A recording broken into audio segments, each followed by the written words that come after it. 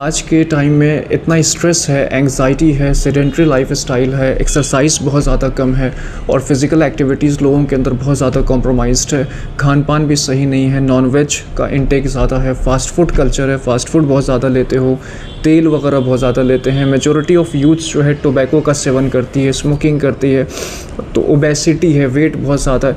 तो इस जब सारे कंडीशंस बहुत ज़्यादा कॉमन हैं, बहुत प्रेवलेंट हैं लोगों के अंदर, तो 5 मैं ऐसे टेस्ट रिकमेंड करूंगा जिसको मॉनिटर और जिसको चेक आपको कर लेना है।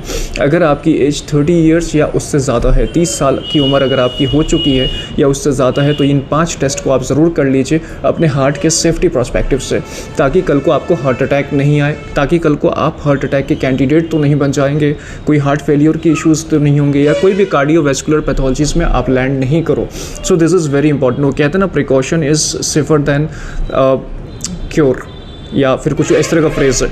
तो प्रिकॉशन डज मैटर्स है ना, ये बहुत इंपॉर्टेंट है, बिकॉज ये जो चीज़ें हैं बहुत ग्रेजुअली होती हैं, बहुत ग्रेजुअली ब्लॉकेज कॉज होता है, धीरे धीरे वेसल्स आपकी ब्लॉक होती हैं और फिर अल्टीमेटली हार्ट अटैक प्रेजेंट करता है। और हार्ट अटैक एक इमरजेंसी है। कई बार हार्ट अटैक अगर बहुत ज़्यादा मैसिव हो तो पेशेंट ऑन स्पॉट कोलैप्स कर जाता है, डेथ कर जाता है, और इतना टाइम भी नहीं होता हमारे पास कि जो है पेशेंट को इवेलुएट करें और फिर चीज़ों को सही करें। तो इसलिए वेरी इंपॉर्टेंट है। देखो, मैं हमेशा कहता हूँ कि अगर आप अंडरवेट हो, वेट सही है, बीएमआई भी सही है, आपका सब चीज़ बहुत सही है, और 30 साल में होता ही क्या है, कुछ भी नहीं, लेकिन आप देखो कि the prevalence and incidence of cardiovascular pathologies in youngsters is getting very common. आजकल यूथ्स में, यंगस्टर्स में, लड़के लड़कियों में हार्ट की बीमारियां बहुत ज़्यादा कॉमन होती चली जा रही हैं, यही सारे रीजंस की वजह से। इसलिए मैं 5 टेस्ट आपको रिकमेंड करूंगा। ये 5 टेस्ट आप एक बार करा लो ताकि आप भी सेटिस्फाई हो और कल को आप हार्ट अटैक के कैंडिडेट में नहीं लैंड करें।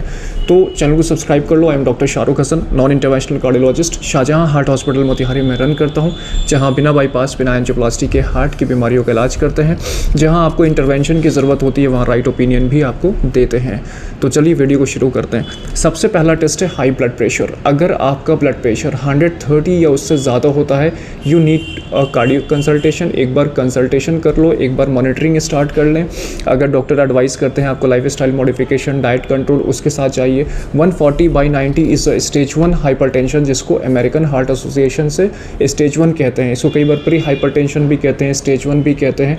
तो this is the time where intervention is required. लेकिन अगर ब्लड प्रेशर आपका 120/80 है, उससे नीचे है, तो दैट इज़ गुड, उसमें कोई प्रॉब्लम की बात नहीं है। लेकिन बीपी में अगर फ्लक्चुएशन आ रहा, 130 जाता है, 136 चला जाता है, कभी 140 भी चला जाता है, तो यहाँ पे आप एक बार डॉक्टर की सलाह ले लीजिए। बिकॉज हाई ब्लड प्रेशर में बहुत ज़्यादा मिथ्स है, लोग बहुत कैजुअली रिएक्ट करते हैं, नहीं ध्यान देते हैं। और मैं आपको बताऊँ कि ब्लड प्रेशर लॉन्ग टर्म में जो है cardiomyopathies, heart attack, heart failure, pumping failure की बहुत बड़ा मेजर रीज़न है। किडनी डिजीज़ का भी बहुत बड़ा कंट्रीब्यूशन होता है अगर आपका ब्लड प्रेशर अनकंट्रोल हो। तो दिस इज़ वेरी इंपॉर्टेंट। तो इसलिए ब्लड प्रेशर को रूल आउट करना, ब्लड प्रेशर को चेक एंड कंट्रोल करना is very important. Second number पे जो टेस्ट आता है दोस्तों, that is very important and that is lipid profile. Lipid profile में आपका कोलेस्ट्रॉल, ट्राइग्लिसराइड, VLDL, LDL सारी वैल्यूज़ आ जाती हैं। अच्छा, ये टेस्ट बहुत इंपॉर्टेंट इसलिए होता है बिकॉज ये कोलेस्ट्रॉल ही है, ये ट्राइग्लिसराइड ही है जो ब्लॉकेज कॉज करता है कोरोनरी वेसल्स में, और यही हार्ट अटैक बनाता है आपको। तो इसलिए ट्राइग्लिसराइड आइडियली मेरे हिसाब से 100 से नीचे होना चाहिए, वैसे वैल्यूज़ थोड़ा और आगे तक अलाउ करती हैं। और कोलेस्ट्रॉल जो है 130 से आपका नीचे होना चाहिए, because this is very important. अच्छा देखो, कभी भी अगर आपका सपोज ट्राइग्लिसराइड बढ़ रहा, कोलेस्ट्रॉल बढ़ रहा, तो आप डॉक्टर का supervision is again very important. आप थोड़ा सा लाइफस्टाइल को चेंज कर सकते हो, थोड़ा डाइट सही कर सकते हो, थोड़ा ऑयल इनटेक कम कर सकते हो। तो ये सारी चीज़ें आप करके देख सकते हो। अगर इससे मैटर सेटल हो जाए, कोलेस्ट्रॉल नॉर्मल हो जाए, ट्राइग्लिसराइड नॉर्मल हो जाए, वेल एंड फाइन, कंट्रीब्यूट आगे कंटिन्यू कर सकते हो। लेकिन अगर ये ठीक नहीं होता है तो it's better and safe to take with the medicine. आप मेडिसिन के साथ कंटिन्यू करें, इसमें कोई लापरवाही नहीं करें, बिकॉज ये ब्लॉकेज करता जाएगा और आपको पता भी नहीं चलेगा। अच्छा, ब्लॉकेज जब 80% से ज़्यादा होता है तब सिम्टम्स प्रेजेंट होते हैं, तब जो है सिम्टम्स आने लगते हैं। तब जैसे आप चलते हो तो चलने में सीने में भारीपन हो जाए या सांस फूलने लग जाए, तो ये सारे सिम्टम्स तब आएंगे जब 80% से ज़्यादा ब्लॉकेज हो जाए। उससे पहले जो ब्लॉकेज हो रहा है बॉडी अपने हिसाब से मैनेज करती है और आपको पता नहीं चलता है। तो इसलिए मैं रिकमेंड करूँगा कि ये टेस्ट आप करा लो, है ना, ये वेरी इंपॉर्टेंट है। थर्ड नंबर पे दोस्तों टेस्ट आता है हमारा echocardiography. Echocardiography is basically screening of heart, है ना, हार्ट की हम लोग जो है जिस तरह से आप अल्ट्रासाउंड पेट का कराते हो, so that is the same procedure. इसमें कोई एडमिशन नहीं, ओपीडी में करते हैं। इको से हम हार्ट का फंक्शन देख लेते हैं, हार्ट कहीं बड़ा तो नहीं हो गया साइज में, वेल्व कैसा है, कोई एनाटॉमिकल डिफेक्ट तो नहीं है, हार्ट फंक्शन कैसा काम कर रहा है, everything we get about heart, है ना, हार्ट के ऊपर एवरीथिंग हमें पता चल जाता है।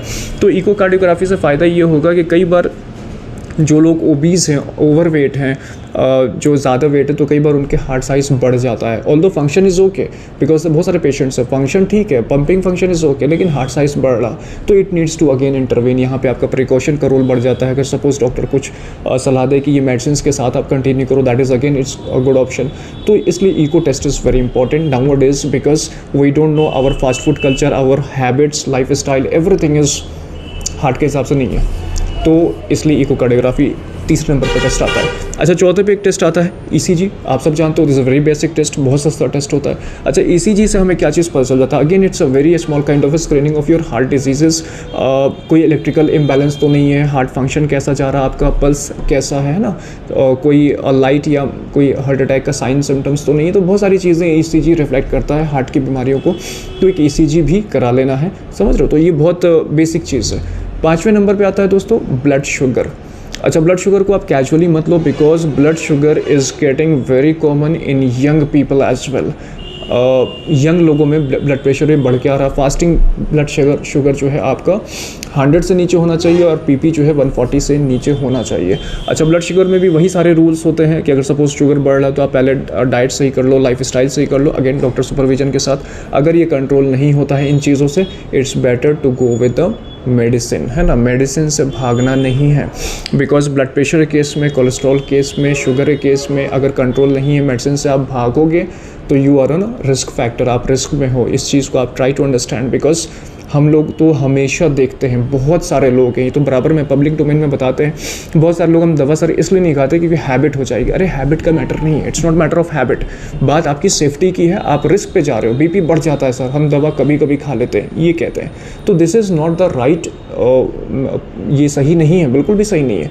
Because every time blood pressure आपका बढ़ा हुआ है, you are very high risk of stroke. Stroke बहुत, जिसको लकवा मार देना है, पैरालिसिस कहते हैं। तो why to land in a risk में आप क्यों जाना चाहते हो? मान लो कुछ अगर ऐसा हो जाता है तो 85 तरह की दवा चलेंगी, फिर कहाँ बच पाए? तो इसलिए these things are very important. अच्छा, एक 3 मंथ्स का भी शुगर चेक होता है, हम लोग उसको HbA1c कहते हैं, ये 6.5 से नीचे होना चाहिए। ये 3 मंथ्स का ब्लड शुगर आपके ब्लड में इंडिकेट करता है। दूसरा एक इम्पॉर्टेंट टेस्ट मैं आपको बताऊं, अगर आप थोड़ा सा और जानना चाहते हो कि कहीं मेरे वेसल्स में ब्लॉकेज तो नहीं आ रहा, तो मैं रिकमेंड करूंगा सिटी कोरोनरी एंजियोग्राफी, है ना। तो ये एक नॉन इन्वेसिव प्रोसीजर है, मतलब इसमें ऑपरेशन की ज़रूरत नहीं है, इसमें एडमिशन की ज़रूरत नहीं है। 6-7 हज़ार रुपये का ये सिर्फ टेस्ट होता है, सिटी वाला जो बता रहा हूँ। इससे पता चल जाता है किस आर्टरी में, किस वेसल में ब्लॉकेज आ रहा, कितना % ब्लॉकेज है, तो इससे हमें पता चल जाता है, उस हिसाब से हम इंटरवीन कर सकते हैं। एक चीज़, अच्छा, इसके कॉन्ट्ररी फेमस क्या है? Angiography. Angiography is a invasive procedure, मतलब एक तार यहाँ से डालेंगे जो हार्ट तक लेके जाएंगे, फिर देखेंगे कहाँ पे ब्लॉकेज है। इसके लिए आपको एडमिट भी करेंगे हॉस्पिटल में, रिस्क भी होता है, पेनफुल भी होता है। ऑल्दो पेनफुल नहीं होता बिकॉज लोकल एनेस्थीसिया में करेंगे, but overall it's kind of surgery, small surgery, है ना। तो एंजियोग्राफी इज़ हाईली, बहुत ज़्यादा लोग अलाउ करते हैं, 10-12 हज़ार रुपये का जाँच होता है ये। तो मैं इसको रिकमेंड नहीं करूँगा। Why to go in a knife on surgery और टेबल, जब हम इस तरह से चीज़ों को सेटल कर सकते हैं। एक और टेस्ट होता है दोस्तों, TMT कहते हैं, ट्रेडमिल टेस्ट कहते हैं। ट्रेडमिल टेस्ट देखो पॉजिटिव तब आता है, ब्लॉकेज तब शो करता है जब 70% से ज़्यादा ब्लॉकेज हो।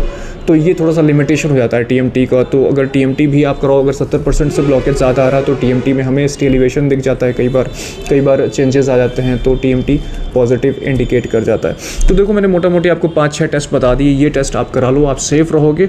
और चैनल सब्सक्राइब कर लीजिए, जुड़ जाइए। कोई क्वेश्चन है तो ज़रूर पूछिए, वीडियो अच्छा लगा लाइक